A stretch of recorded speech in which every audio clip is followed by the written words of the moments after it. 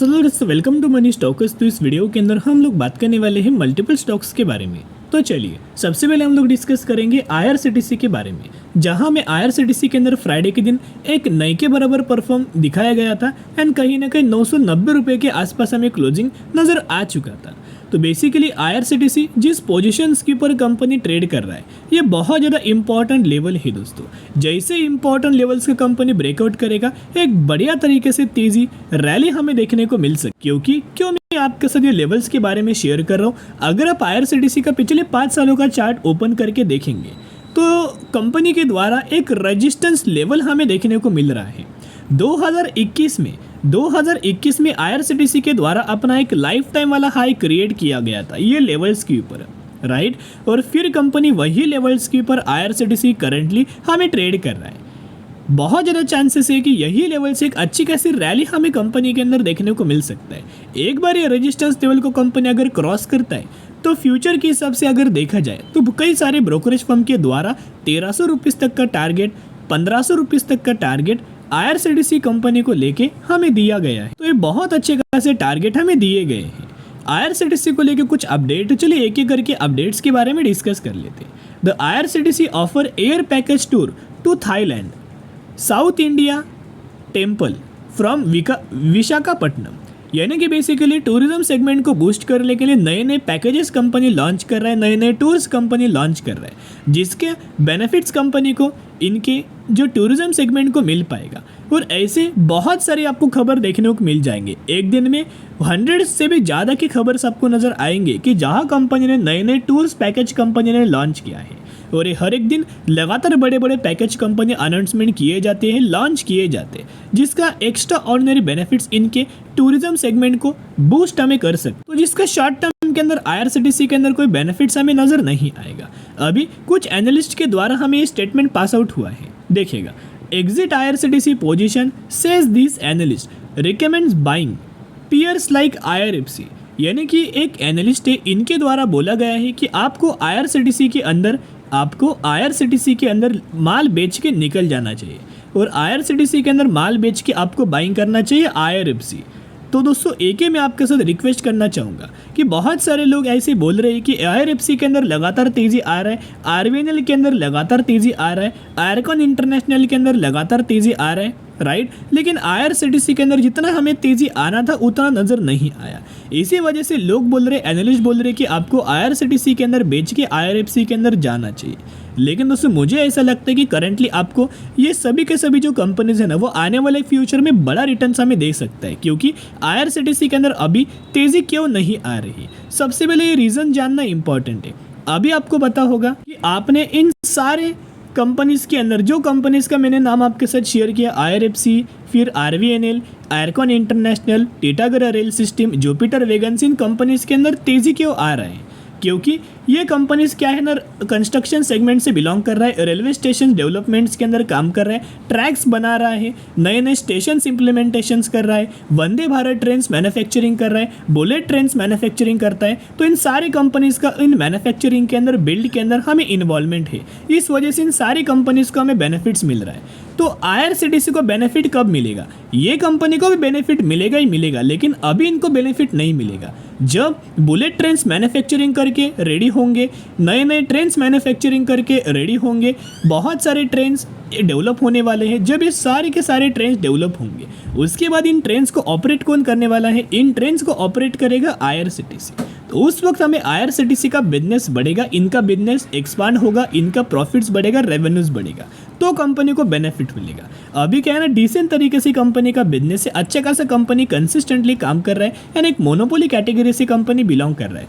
एक रिपोर्ट हमें देखने को मिला है, इस रिपोर्ट के अंदर पूरा हमें प्लान बताया गया है कि जो कंस्ट्रक्शन के अंदर काम आने वाले हैं, रेलवे स्टेशन डेवलपमेंट के अंदर काम आने वाले हैं, तो जिस वजह से national rail plan aim to spend 9.2 trillion during financial year 2026 to financial year 2031, यानी कि 2026 से लेके उसके बाद 9.2 ट्रिलियन बहुत बड़ा इन्वेस्टमेंट किया जाने वाला है रेलवे सेक्टर के अंदर। तो आप समझ सकते हो जब इनका डेवलपमेंट होगा, कंस्ट्रक्शन होगा, रेडी होंगे, तो इसको जिन ट्रेन्स को ऑपरेट कौन करने वाला है, आईआरसीटीसी करने वाला है। तो इसका तब हमें रेलवेज को, आईआरसीटीसी को तब बेनिफिट्स मिलेगा। तो एक लेटेस्ट अपडेट हमें देखने को मिला है, यहाँ क्लियर कट मेंशन किया गया है कि railways to invest 1 lakh crore in Odisha in next 5 year, यानी कि अगले 5 सालों में रेलवेज क्या करने वाला है, 1 लाख करोड़ इन्वेस्ट करने वाला है ओडिशा के अंदर।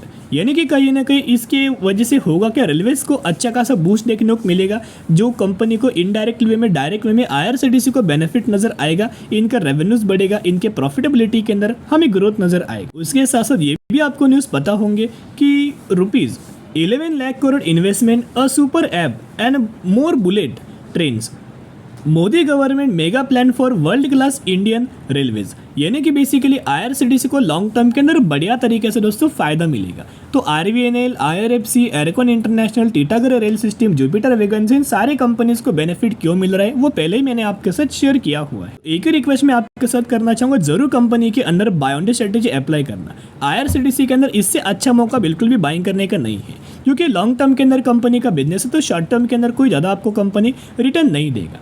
बेसिकली म्यूचुअल फंड्स का डेटा मैंने आपके सामने ओपन किया है। म्यूचुअल फंड्स ने 2 महीने के अंदर हमें स्टॉक सेल किया गया था, फेब के अंदर एंड मार्च के अंदर, लेकिन दिसंबर के अंदर, जैन के अंदर, अप्रैल के अंदर एंड मई के अंदर बहुत बड़ी क्वांटिटीज के अंदर बाइंग हमें की जा चुकी है। तो जरूर कंपनी के अंदर buy on day strategy apply करना, क्योंकि कंपनी का लॉन्ग टर्म का व्यू बहुत अच्छा है, ब्राइट है, फ्यूचर कंपनी का बहुत स्टेबल है एंड ग्रोथ वाला सेक्टर है, क्योंकि रेलवे सेगमेंट से कंपनी बिलोंग करता है, ऊपर से एक मोनोपोली कैटेगरी से कंपनी बिजनेस करता है। तो चलिए अभी हम बात करेंगे अगली कंपनी के बारे में, जिसका नाम है केपीआईटी। तो केपीआईटी की अगर बात की जाए तो कहीं ना कहीं फ्राइडे के दिन हमें 5% तक की तेजी नजर आ चुका था। वही अगर आपने ड्यूरिंग द मार्केट देखा होगा तो 6 से 6.5% तक की तेजी हमें केपीआईटी के अंदर देखने को मिला था, और क्लोजिंग 1635 रुपीज़ के आसपास नजर आ चुका था। तो केपीआईटी के बारे में बहुत बार दोस्तों पहले भी हमने आपके साथ शेयर किया था, जब रिसेंटली लगातार कंपनी गिरावट के अंदर मिल रहा था, उस वक्त भी हमने आपके साथ शेयर किया था कि ये कंपनी बुरा नहीं है, फंडामेंटली स्ट्रॉन्ग है। ऊपर ही आपको पता है कि ये कंपनी आईटी सेक्टर से बिलोंग करता है।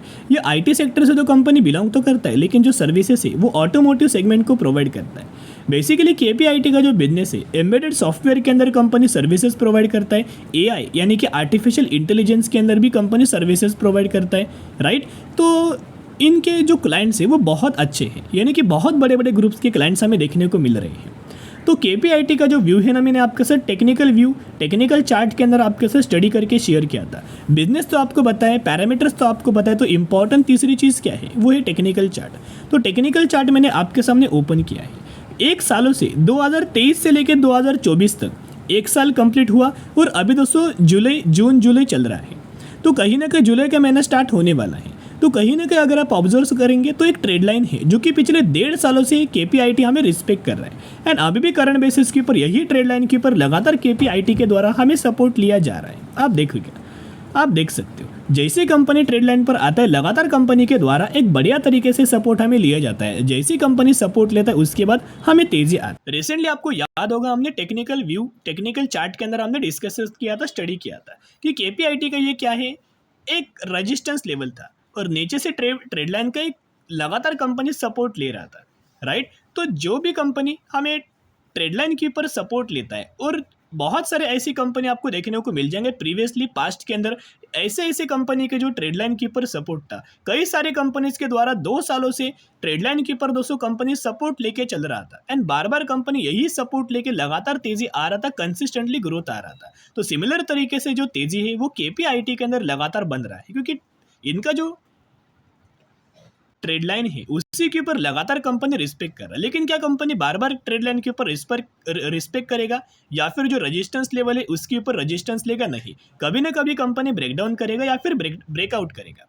अभी अगर आप देखोगे तो रिसेंटली केपीआईटी के द्वारा ब्रेकआउट किया गया था रजिस्टेंस लेवल का, फिर कंपनी ने रिटेस्ट किया, इस लेवल्स के ऊपर भी हमने आपके साथ डिस्कस किया था, एंड उसके बाद आप देख सकते हो हमें तेजी नजर आया। अभी क्या है ना, पहला जो केपीआईटी का टारगेट है वो 1730 रुपए का है। जैसे ये लेवल्स कंपनी क्रॉस करेगा, बड़े बड़े टारगेट्स आपको देखने को मिल सकते, तो जरूर कंपनी के अंदर बाय ऑन डे स्ट्रेटेजी जरूर अप्लाई करना है, ऐसा मौका बार बार आपको नहीं मिलेगा। अभी हम बात करेंगे राजू इंजीनियर्स लिमिटेड। 317 पर कंपनी ट्रेड कर रहा है, और मैक्सिमम में 6700% तक का रिटर्न शेयर होल्डर्स को बना के दे चुका है। तो इस कंपनी की अगर बात की जाए तो रिसेंटली कंपनी ने अनाउंसमेंट किया है 1:1 रेशियो के अंदर बोनस, तो जिसके अंदर अगर आपके पास एक शेयर होंगे तो एक के बदले एक आपको शेयर मिलने वाले हैं, और एग्जीक्यूशन के बाद आपके पास होंगे टोटल 2 शेयर। इसी रेशियो के अंदर इसी कंपनी के अंदर बोनस का आपको बेनिफिट मिलने वाला है। तो जरूर कंपनी के बारे में स्टडी एनालिसिस जरूर करना।